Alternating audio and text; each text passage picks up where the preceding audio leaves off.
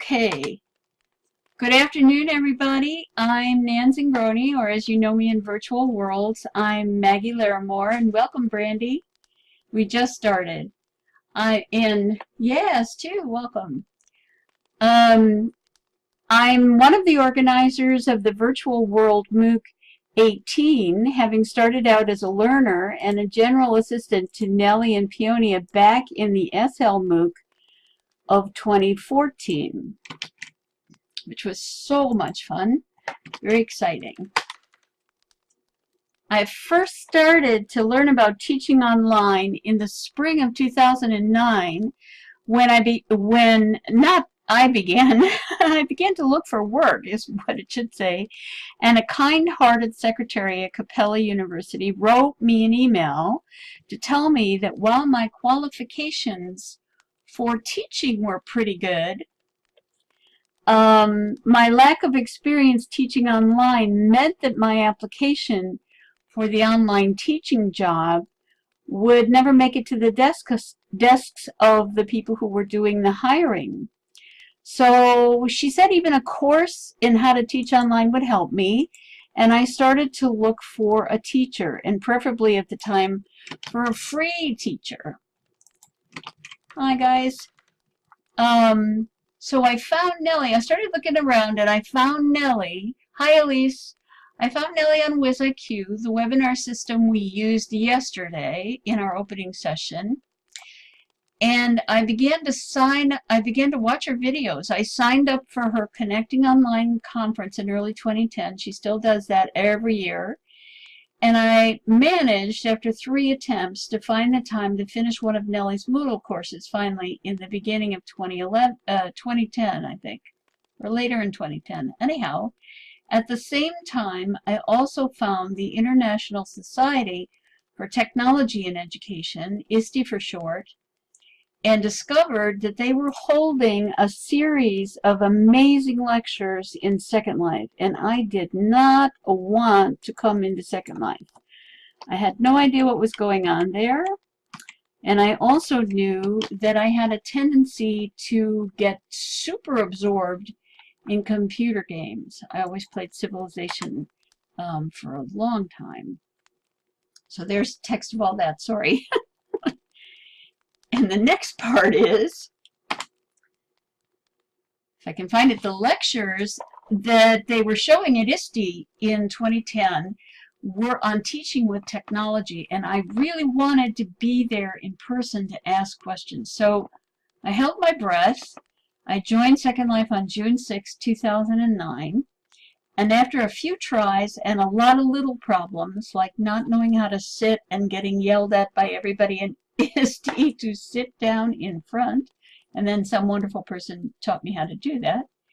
Dropping my old skirt on the pathway to the ISTE headquarters when I put on a new skirt and not knowing how to pick it up and clicking off, quit, so nobody would know I'd done that. And then wearing a gift box I tried to open for way too many minutes before I figured out how to actually open it. So we all started out that way, and then I started to find educational groups and opportunities that helped me see that Second Life provided some challenges, sure, but it also provided some really amazing opportunities to learn. So in today's presentation, we're actually going to talk about 3 topics, and they are, if I can get it to go there, hold on a second, my Control copy did not work, and all you get is a V. Sometimes I have difficulty typing, and I'm not quite sure why. So, welcome February, I see you there. I think I've got everybody helloed now. In today's presentation, we're going to talk about 3 different topics briefly. The first is distance learning and the technology that brought us virtual worlds. The second is affordances and challenges for learners. Excuse me, please do not do this. Let me cam around and lock my thing. I don't want you I don't want you changing my slides. So I'm going to leave it where it is. I might have changed it myself. Let me start over. In today's presentation, we're going to talk about 3 different topics. Distance learning and the technology that brought us to virtual worlds. The second is affordances and challenges for learners and teachers in virtual worlds. And the third is suggestions for exploring virtual worlds from the inside and from the outside. So let's get started. If my computer will let me do this. As you can see along the bottom of the slides, Virtual Worlds education has developed from a couple of sources, actually many sources, but the main ones are from the urge of individual teachers to reach out beyond their local environment to get learners who are interested in what these teachers teach. And the march of new technologies that arise from the arts, from music, from literature, from the need to train at lower costs, and from efforts to immerse an individual in such entertainment environments like movies and games. At each step of the way, some creative teacher has thought to themselves, oh my God, I can use that. Education in virtual worlds is considered to be distance learning or distance education, and that has an awfully long tradition. We can log in from all over the world to virtual worlds. We can come together in a single space represented by our avatars while we are each at home or in our offices or on our laptops or phones in a local coffee shop.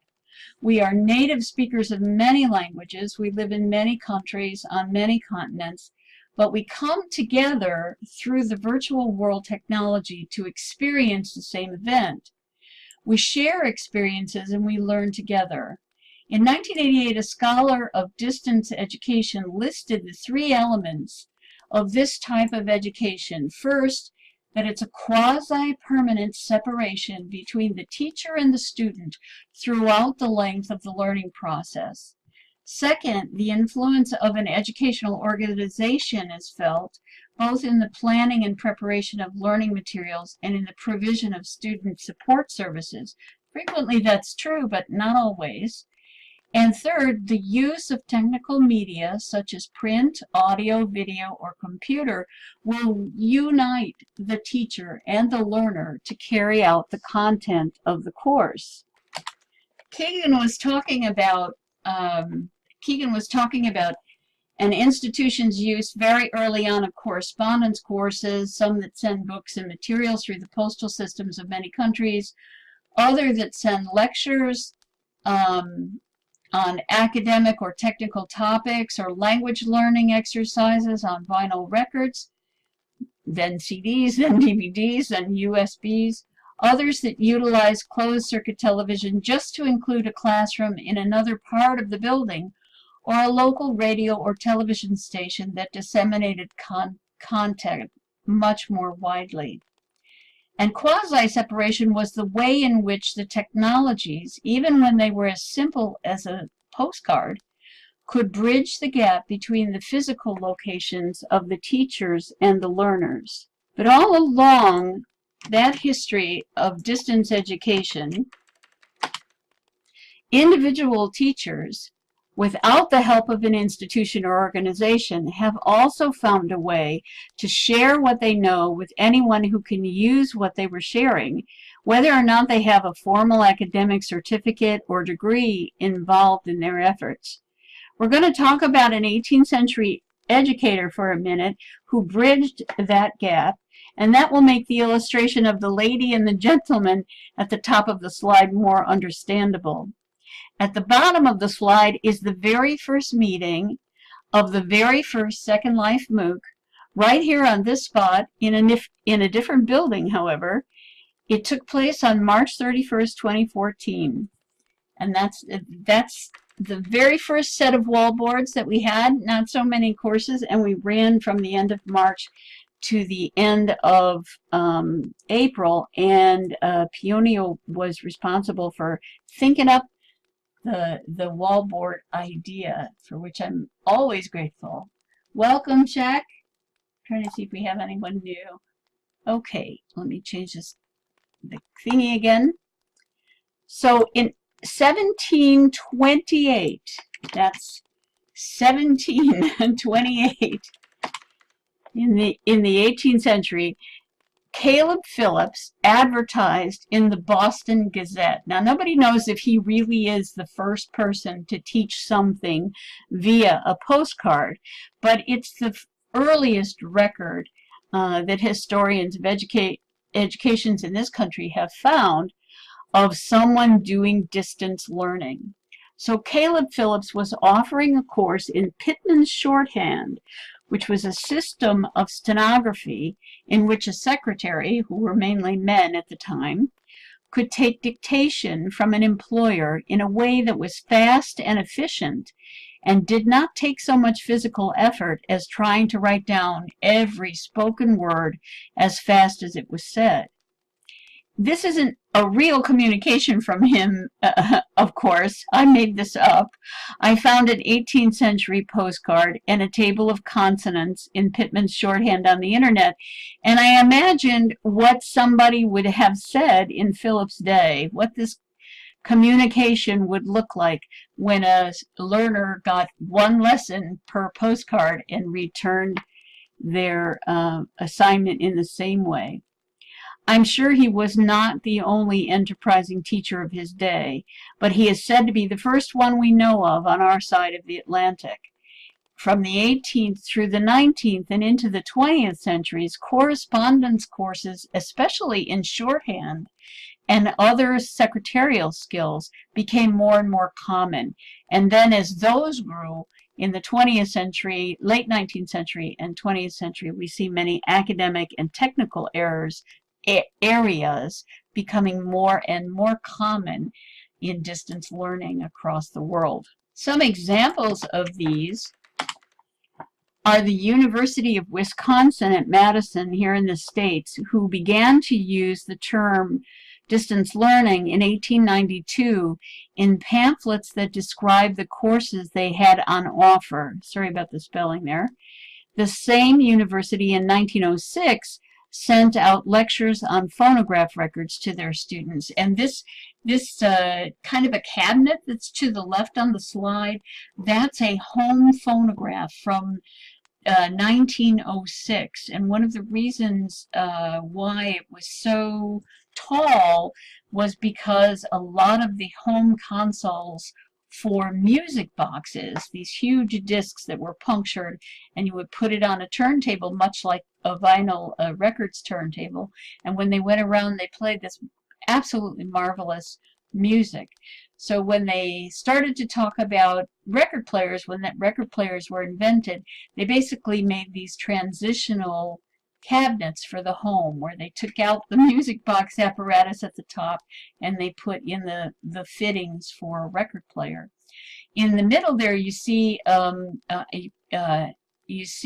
illustration of a home radio that was put out in the 1920s, and as the century moved on and radio became more common, lots of people were trying to teach courses on radio as well. The University of Houston in Texas received one of the first radio licenses to broadcast courses for those who could not attend courses in person, and that was given in the 1920s. The Open University, there were lots of other international developments, but the Open University in the UK, founded in 1969, offered courses and degrees that were offered only offered by radio and television. And then in the beginning of the 1980s, there was the use of video conferencing in courses at the National Technical University in Colorado. So the top one is actually, I've forgotten where that picture is from, but it's from the late 1950s. And they're getting instruction on a closed circuit television in a kind of auxiliary classroom from the original classroom. And then down here, this was a group of businessmen actually who were using video conferencing and teleconferencing later on in that era. And there are also other technologies that occurred in art and entertainment that had an impact as well. Now this first picture shows a technique for painting, which was actually developed in 1787. It was patented in 1787. So it was an experimentation in art that took place in the 18th century, in which the artist, I think it's Robert Baker, I can't see the slide so well, patented this technique as total representation of nature. Now, it's kind of weird looking, but what he was trying to do was to paint a 360 view of nature. Another invention in the arts and in entertainment, whoops, we went too far here, let me go back, was the stereopticon. Now, this was invented in 1840, so it's a 19th century invention, and was used right up until the 20s and 30s, especially in this country. I had old aunts, elderly aunts, who'd been born in the 1870s, who, or 1880s rather, who, when I was a little girl, had a stereopticon in their living room, and we just loved to play with it. The stereopticon used double photographs that presented to the individual individual copies of those photographs to each eye. And when you look through the little wooden handheld viewer, you would see a 3D image. So it's something earlier than, if you know, remember the Viewmaster from the 1960s. But it was a way of getting a 3D picture. And people were very much excited about this. It became very popular. And there was an expansion of photographs of different types of people, of famous places, events, and all these kinds of things that could bring the world to the viewer. And teachers began to look at this and think, my goodness, we can use this. We can use this to teach geography and culture and anthropology and fashion and all kinds of things, architecture and so on. The stereopticon gave the user a taste of what it was like to be transported without leaving their front parlor to some distant land. When we got to the 1960s, there was an effort to bring a full body experience to the movies.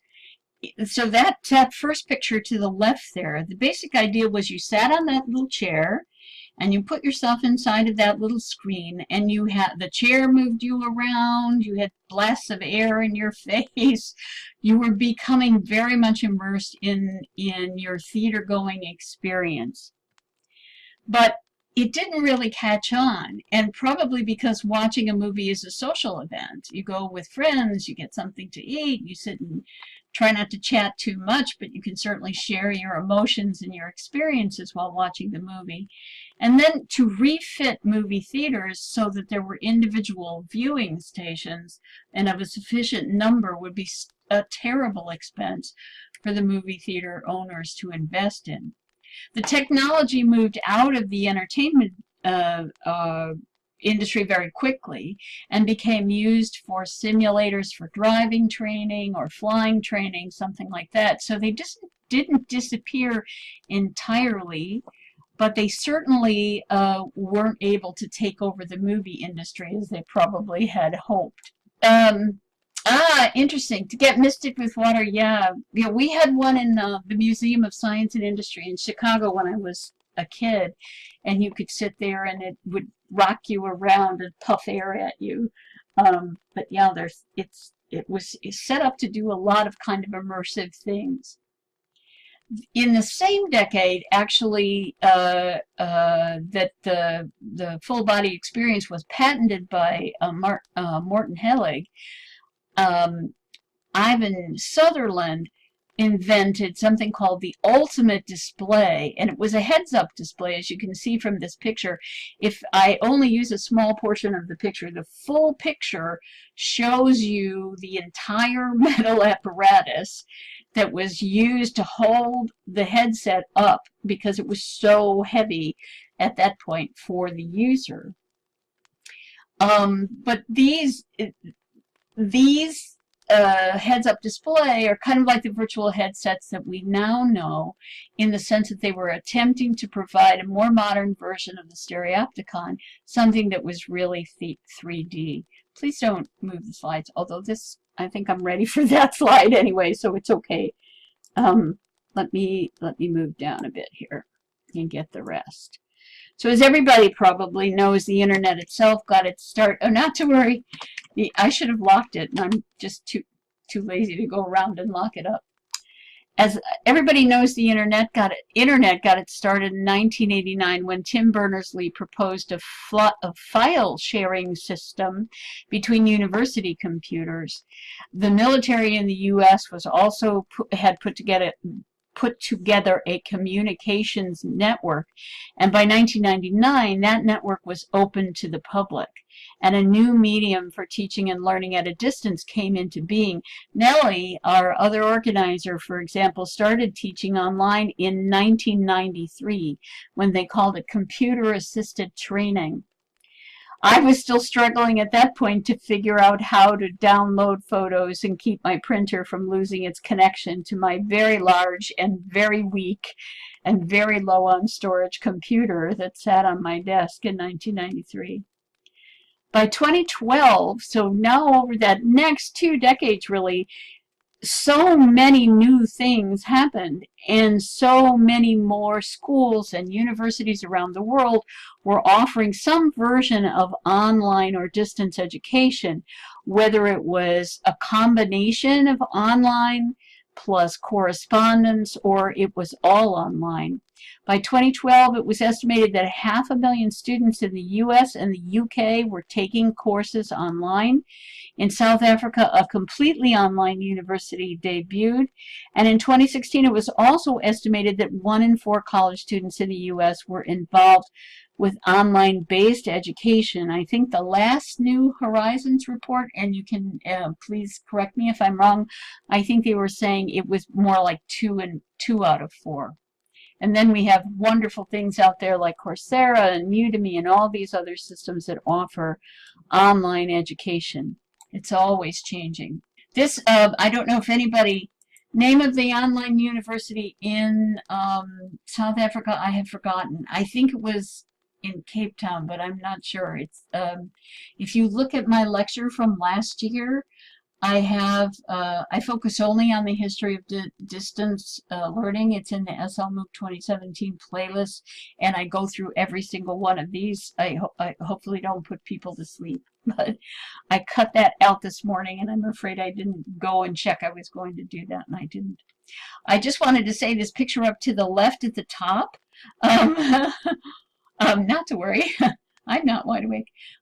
When you look at the at the picture up at the top, that's a bulletin board system. It's a bulletin board farm, and I don't know if any of you are old enough to have had an experience with this, but I actually learned quite a bit about using graphics by having a subscription to a BBS. It was called a BBS for Bulletin Board Server Farm. And I paid $3 a minute, if you can imagine, to take these little learning segments about how to download photos and how to manipulate them and so on. It was kind of amazing. Luckily, I don't pay that much for the internet anymore. So virtual worlds, once the internet was up and running and getting even more amazing, virtual worlds were not far behind. The first one was this floating head world. That apparently was set up in 2002, something like that. I don't know what the actual name of this world was, but it was voice-based. It was a virtual environment broadcast over the network in which your avatar, which was a floating head, could represent you as you worked with colleagues in other countries on projects and generally build up social connections as well in a way that established this sense of co-presence that we have in virtual worlds today. Out there on the internet, and I'm not sure if this particular website that's mentioned at the bottom still exists. Sometimes I'm able to find it, sometimes I'm not. There was a presentation given a few years after this world first debuted, in which a film at the time, kind of a live stream of this virtual world was being broadcast to a group of people that were watching, and the 3 individuals that you see in that little screen were discussing how it made their ability to collaborate across national boundaries a lot easier, and so on. And I just get a big charge out of it, because when you watch the movie, as they're speaking, their little heads are constantly rotating. Computer-based games also help to push this technology forward. They started, as in that picture to the left, as completely text-based, and you would get a statement about a location that you were in. You would get information about how to gather materials that would help you move forward, and so on. But it was just text, and it would ask you a question or give you an option, and you would type in whatever your answer was, and that would move you forward in the game. I remember playing one of these games at a friend's house who was worked for the Digital Equipment Corporation, which I don't even know if it still exists. They made these monster computers called DEC computers, and they were made for business. There was no such thing as a personal computer at that point unless you put it together yourself. And he had a huge printer that was the size of an architectural printer, so maybe the length of a desk, and a modem that squealed, and you put the TV, not the TV, the handset from your telephone into a rubber kind of a cradle, and dialed up to the people who had the game, and then you could use the keyboard of this monster machine to type your answers, and paper would pop up with the questions, and so on. It was pretty amazing, and it was, I swear to God, as absorbing as playing a visually rich computer game can be today. To the right-hand side, that is something called I can't read it too well. I think it's the Colossal Cave Adventure, and that was a strategy-based game that was developed in the 70s, which was a combination of rudimentary graphics and text. But what these kinds of games did for teachers who were around and learners is to give you an idea of what you could do if you had access to this kind of technology, how you could teach, how you could prepare a lesson, how you could put together a step-by-step method of conveying information, how you could figure out how to move people through a series of tasks that would create the learning you wanted to learn. And as I said, the people who played these games, and I was one of them, could get absorbed and excited. And that's just the kind of motivation that we always want in a teaching environment. So as the internet expanded its reach in 1998, the first virtual world that we know of was invented by a group of faculty and students at University of California at Santa Cruz and a number of international collaborators. This virtual world was only used within the UCSC system. You can see that it had many of its very kind of graphically clunky, but probably amazing for the time. And it had many of the elements of what we have today.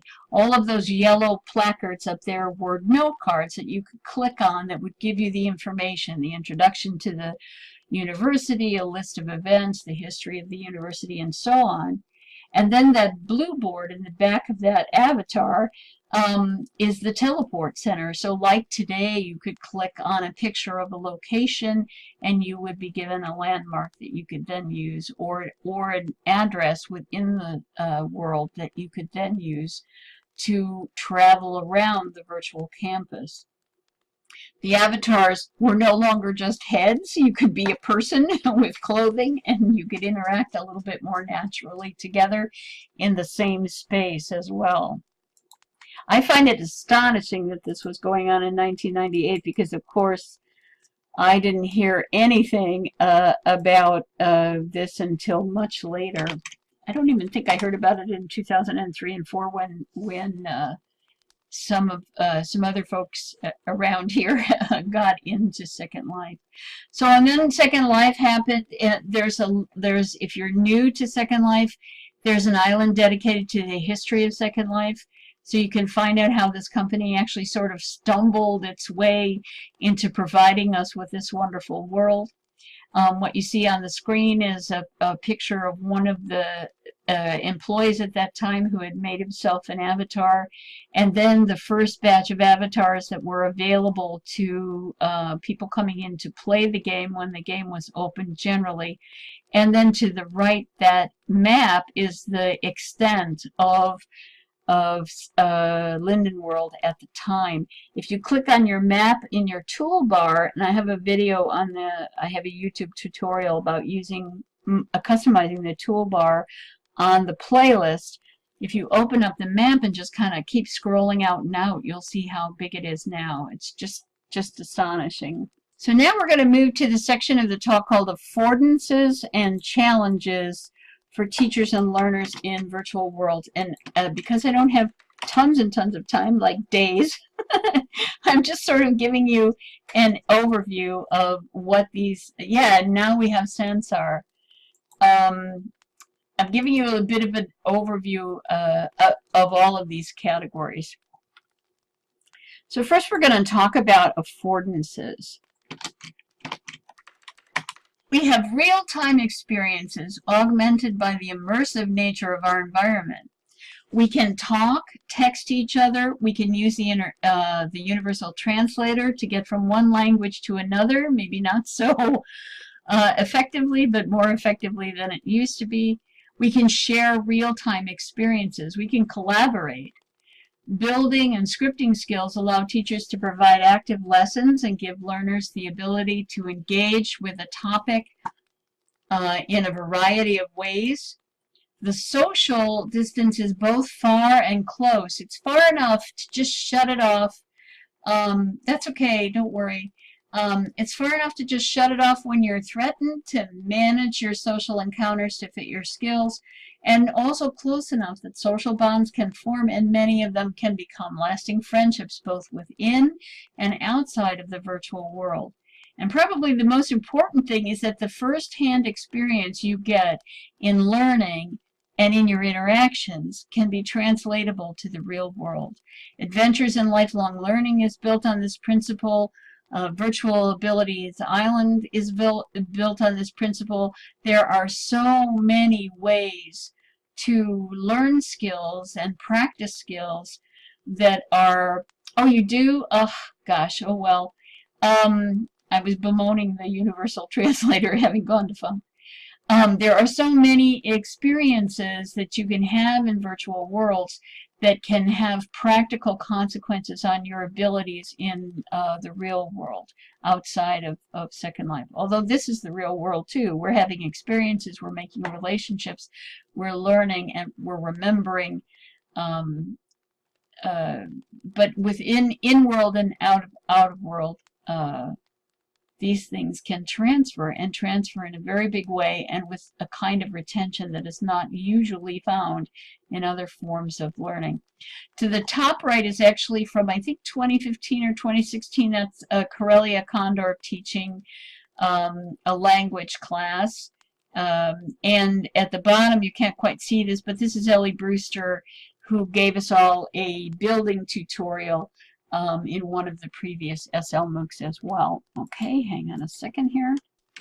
So this slide has some data from the sources that are listed at the bottom. There's a wonderful document called the sltaxonomy.pdf that is on the St. Andrews website. And St. Andrews University had at this time, I didn't check it today, but I think they're still available, a whole taxonomy of skills that you can teach, and levels of skills that you can use in a virtual world. So looking at this slide, for example, in a study conducted by this working group at St. Andrews University in Scotland, the type of educational activities that occur in virtual worlds can promote learning very effectively by taking into account the usual teaching hierarchies of systems like Bloom's taxonomy, which has categories for kindergarten through doctoral programs in terms of what you need to learn and at what level and how that builds up. So it helps you in setting up collaborative activities, and lots of learning activities in virtual worlds are very collaborative. There are virtual quests. You can role play. There are game-based learning environments. There are ways to manipulate technology that is too expensive for undergraduates or students of any kind to interact with without some training, so you can get some preliminary training. There are scenarios of practice, such as in emergency medicine, becoming a midwife, dealing with border situations, doing physics. There are all kinds of things where you can get experience, learn the techniques, understand what's going to happen in a similar environment or an analogous environment in the real world, out of the virtual world. And you get all that practice while you're in world. And even this old-timey method that we're using today of sitting together in a room and listening to a presenter, these things can all be mapped out in virtual worlds in various ways. One thing that I was impressed by with the I've forgotten what it's called, James Monroe University in Virginia, JMU, and I don't think they're in Second Life anymore. They had a system for advisors and professors speaking together that involved these eggs that you would get in these eggs, and each egg was a parcel, and then the egg would kind of take off into the air, and you would be alone in this egg up someplace in the sky above the campus, where you could have a private conversation with your advisor and talk about the coursework that you were doing with that person. So there are a lot of very amazing and interesting ways that all of these things all different kinds of systems can be taught. Second Life, of course, is limited by the physics engine, so there are other virtual worlds now that do a better job of that, and it's easier to teach some of the sciences. And then as we go along, virtual worlds are expanding and refining and so on. And then there's other kinds of virtual environment interfaces as well, as we have seen in various other talks around the grid. So let me get to the next slide. So let's talk about challenges now. The challenges can include managing time zones and language barriers. That's always a problem. For instance, when we get to the point of having our opening dance, it's usually very, very late for most of the folks who are not in this hemisphere. There's the technological requirements on your home system, whether or not your computer can manage this, whether or not there's a browser that's a viewer that's available for iPads or other kinds of handheld devices. There's all kinds of different things that you have to think about in order to interact in a virtual world. There's the social interruptions and distractions that can happen from being in a world that is so big and exciting that it's kind of hard to stay in one place and get into your educational activities because you want to run off and go see, ride the train in Jalisco or go see the Cologne Cathedral or whatever. There's so many things to do, and that pressure to chat and play and explore beyond the curriculum can be a big distraction to getting your work done. But you're in luck here because we want you to take that opportunity to learn and play and explore in this grid and in other open sim worlds and so on. The other problems can be a mismatch between the learning style of the learner, their preferred style, and their temperament too. If someone comes into a virtual world that's like Second Life, it's all user-based. There are not a lot of rules unless you're in a game or you're doing role play. And there are some people who love those rules. They want to have an achievement. They want to have something they can get to, a goal. And they might do better in the Lord of the Rings online multiplayer course game, or in a course that's set up in World of Warcraft or somewhere else that's got this more restrictive environment, whereas people that are kind of okay with charting their own way will find Second Life and other virtual worlds based on that user-built concept. They might find that more congenial. So you might have this mismatch between the preferred style of the learner and the virtual world attributions, or attributes. Not to mention there's this problem with discomfort to the point of avoidance. Some people really don't want to come here, and when they come here, they really don't want to stay. And others, the problem is too much comfort. You really love the experience, and it gets to the point of addiction. I knew from my ability to play strategy games at 24 hours at a time, if I was trying to avoid something in my real life, that I could end up in that second category here.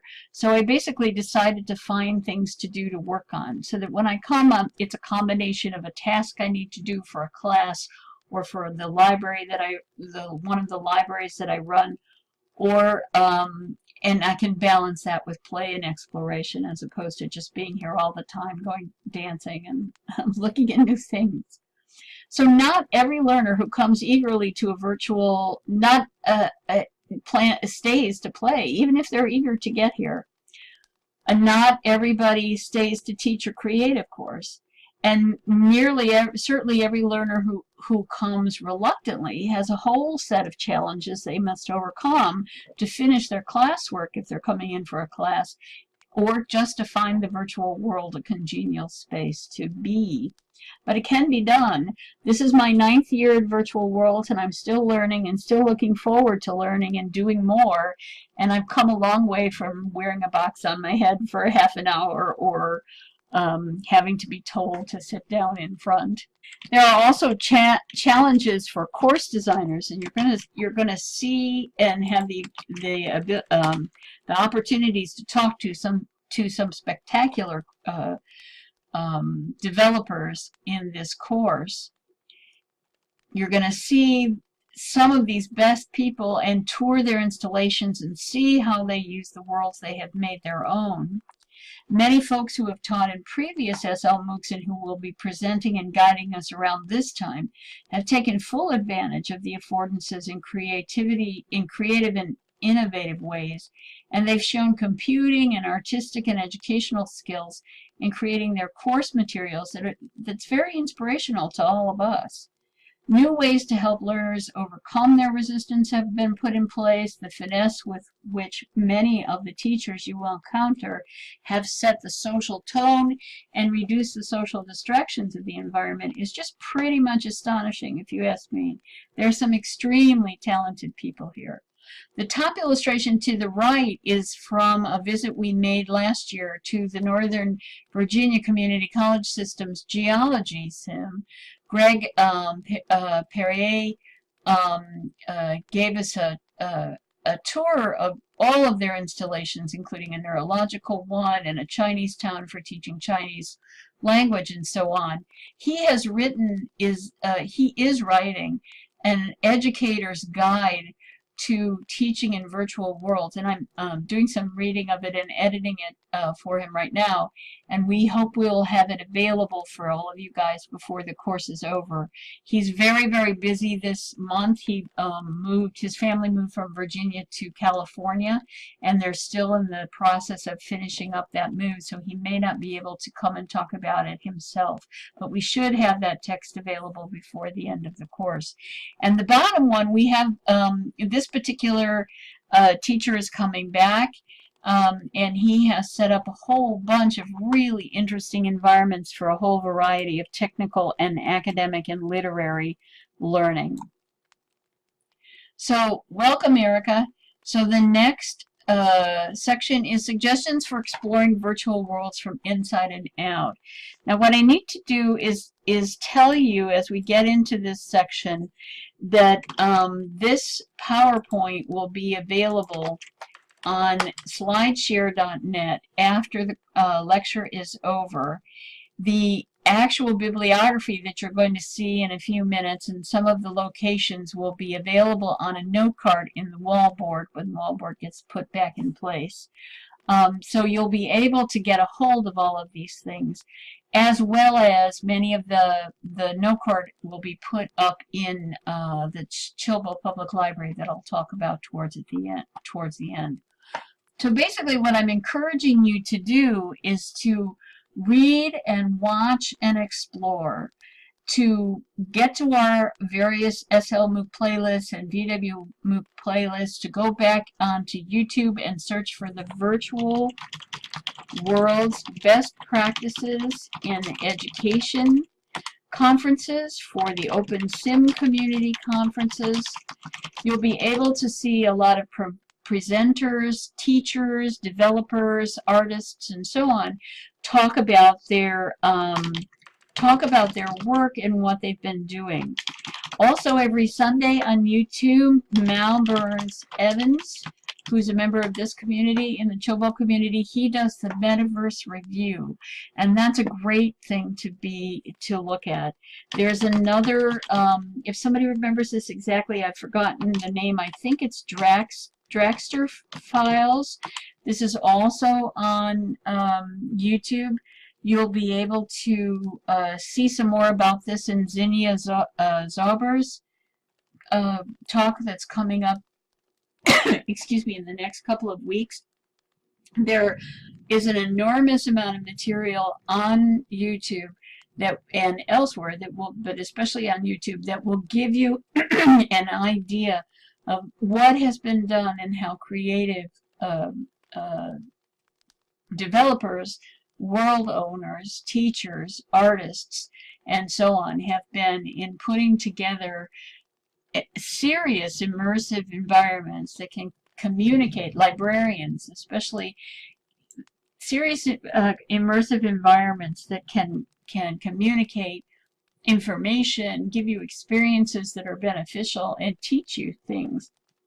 Now, we also ask you to check the destination guide for new places to visit, for live music, for dancing, making friends. There's tons of groups to join. If you put education in the search and say groups, you're going to find a ton of them specified for different points of view, different interests that you might have in specific types of learning.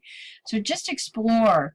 You can explore the wallboards here once we have them all up. And there's a building in the area called the Expedition Central, and you'll have that landmark. It's actually in one of the I think it's in one of the prizes in the Little Forest Hunt, and that's up by the Lake Chilbo.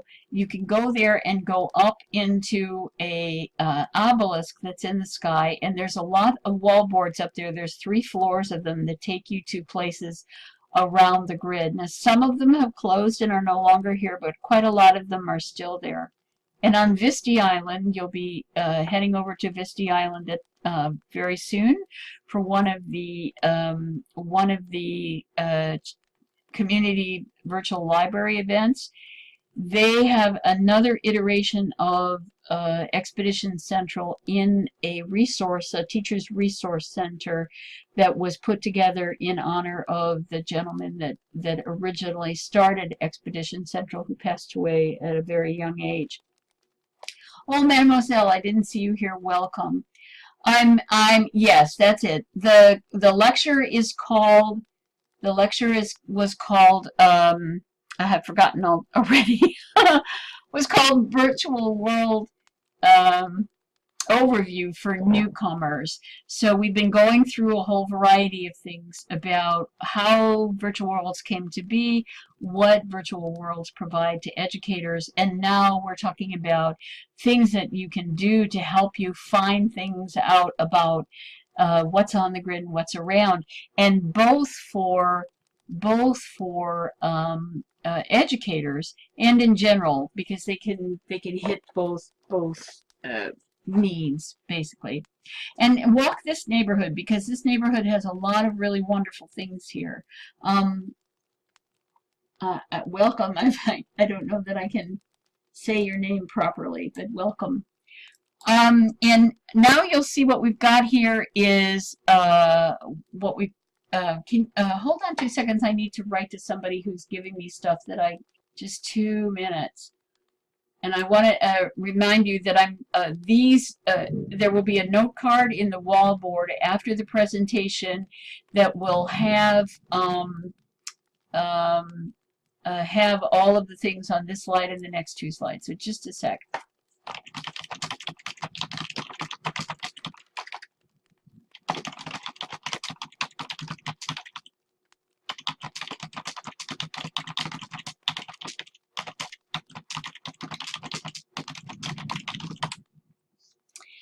So as you can see here, this one, let me get my info up here. Is somebody playing some music?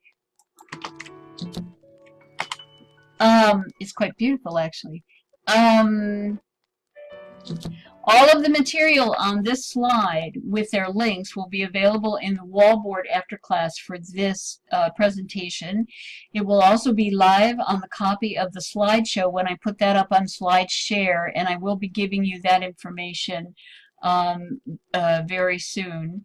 My whole slideshow will be up there. When it's up there, I will have that link also in the wallboard, and you'll be able to click on all of these things to go out there. There are also wallboards on the 2nd floor of the Chilbo Education Resource Center, which is the next building to the west here, so right next door. You can go up to that 2nd floor. The staircase is at the back of the building. There are landmarks, there are boards, information boards for Spanish with Eugenia, the Virginia Society for Technology and Education, the International Society for Tech and Ed, Virtual Pioneers, the Virtual Education Journal, and when Beth Ghostraven gives her talk later on in the course, she has tons of other pieces of information that will be available to you in some of the handouts that she'll be giving to you. Whoever is playing music, if you wouldn't mind turning it down just a bit. And where are I? I lost my track. Oh, but she's a terrific maven of where to go and how to get more information. There are also great articles and pages of articles and books that can help you if you want research, best practices, and more. So please explore those as well. Let me just kind of move ahead so you can see the next 2 slides. I have prepared a bibliography of articles that you might be interested in, and these will also be available in, yes, Virtual VISTI, I said Virginia Society for, hold on just a second, let me see if I can find out who's playing this music.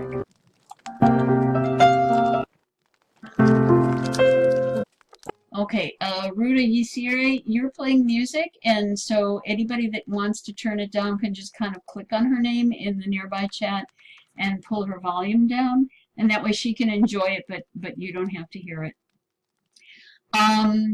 She or he, sorry. Don't worry. Somebody can give you a hand there.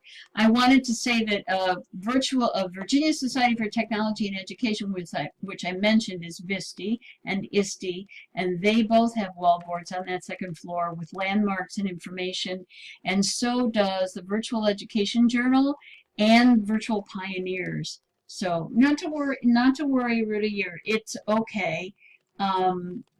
Folks can turn that music down for you. There you go. I think you're okay now. No, it's up again. Well, don't worry. A way to do it for him so he doesn't have to do it himself is to go to nearby chat, click on his name, and then just turn it down on your end, and then you'll be fine. Yeah, exactly, Edmund. But don't feel bad. We all do this at the beginning. We all have trouble kind of managing all these buttons and stuff. It's a process, and it's just not to worry. We're also going to have a teleport board in here. I have been collecting and checking out our previous teleport links, and to make sure everything is still where I thought it was. And in those teleport boards. There'll be one just for this neighborhood, and then there will also be one for the out on the wider grid.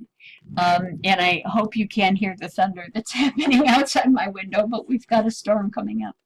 So finally, I just want to say that I recommend that you visit the Chilbo Public Library. It's just to the north of here, right past Lake Chilbo. We have titles on the main floor that are actually click-offs to books on Amazon.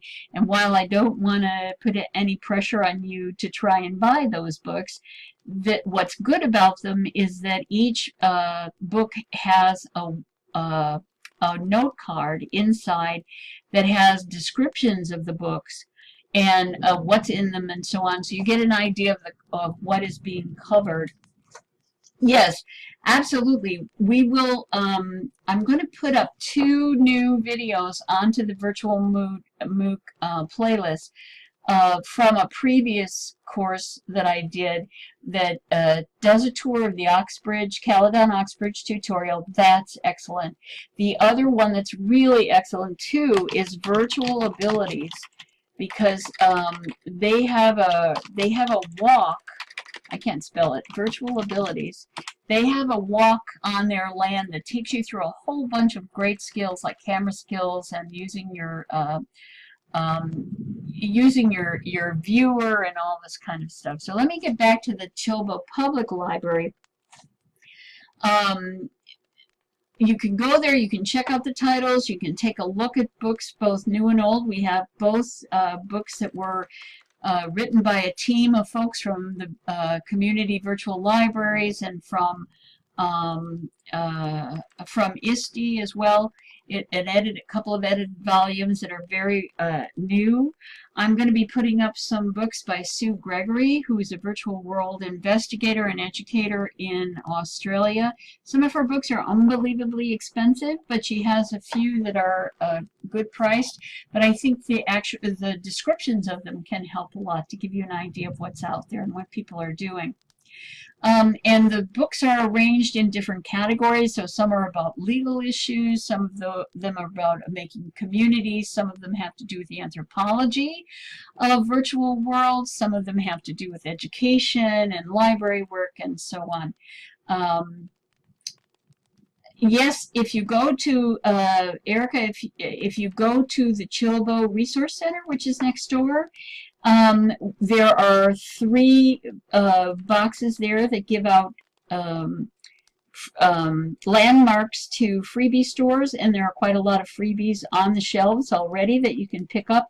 Some of them are educational tools, some of them are textures and building tools, and others are, you know, toys and all kinds, and clothing and all that stuff. Pionia and Destiny has also, she's here, has also offered, if you want, to give tours to take you out shopping, because a lot of the freebie stores put out, I'm just going to write this, freebie stores have a tendency to put out, they have a tendency to put out, oh shit, am I not putting, oh my goodness, wait a minute, have I been putting things in here? Yes, I have everything in the end. Let me put the last paragraph in here because I actually gave it to, the person I was talking to before. Sorry. So I missed this. But anyhow, I wanted to say that freebie stores have things you can't transfer. So one of the reasons Pionia is inviting you to set up a tour with her is so that you can go to freebie stores and pick up your own freebies, and that's always a good thing. All of the stuff we have here is transferable. So in the building next door, there are freebies and freebie landmarks to safe freebie places. Also, Also, I want to recommend Norma Underwood. She has a store on the marketplace. I have a video about her store and getting freebies on the marketplace because she is a wonderful designer and has many things that are free. I will also, as the course goes on, do a tutorial about using the Kitely market, because you can buy things in Kitely that you can use in other OpenSim worlds. You can't use them here, but you can in DigiWorlds and DigiWorlds and elsewhere. So basically, this is my talk, and I'm sorry we went over a little bit, but that's no problem. I wanted to tell you what these pictures are. The one to the left is the ISTE, International Society for Technology and Education building, and we'll be having a meeting in that building with Scott Merrick and Andy Willock later in the course. This is the plaza in DigiWorld, and that was me in my first DigiWorld avatar. This is a party we had, I think, last year in Lake Chilbo, and that's Pionia in her one-dimensional avatar. I love that. And then the one at the oh, thanks, Lux. That's great. I'll have to check that. And the last picture is Professor Oddbody Snoodle, who is a professor of physics at the Rochester School for the Deaf, and she has an installation in Mujagai, which is to the north of here. And I will be putting a lot of this in the Chilbo walking and flying tour, which is not up to date, not up to date at the moment. And also in the teleport board for Chilbo. So, anybody have any questions? Welcome, Sheila and Nellie. We're just winding up at this point, and I have been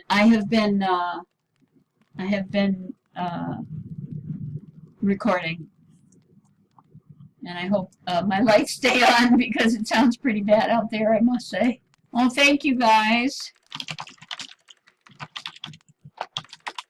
I'm glad you all could come. And this afternoon I will fill up the this afternoon I will fill up my wallboard.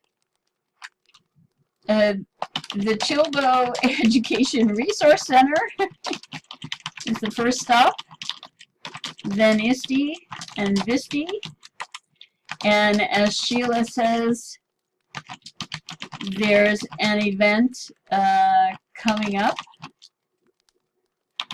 as well on VISTE Island, the VWER roundtable. Are you in session now? But definitely the building next door and ISTE and VISTE. And another one, let's see, another one is Real Education in Second Life. Welcome, Sheila. And what's the other one? I can't remember now. There's just search for education under groups. And oh, Rockcliffe Library.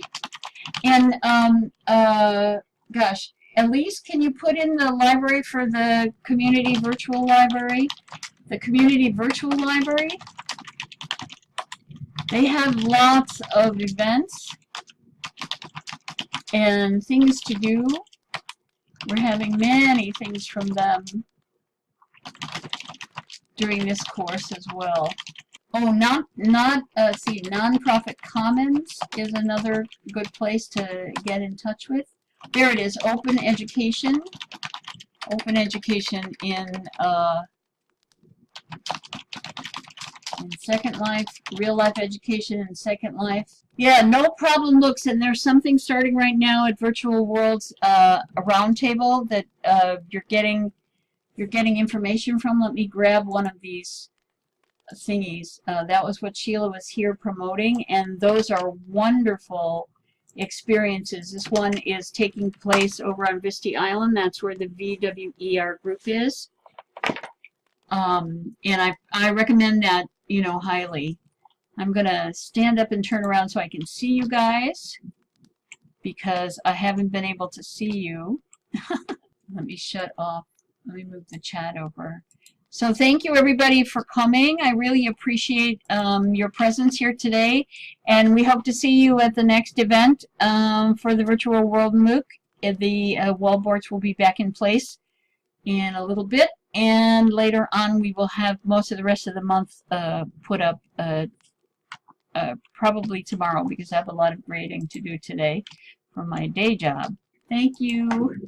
I can't seem to get off this thingy here. I'm going to have to close down the recording and get off my computer, because it's starting to thunder and hail out there. So I better get going. But thank you, thank you, thank you. I will talk to you guys soon, and thank you so much. Bye now.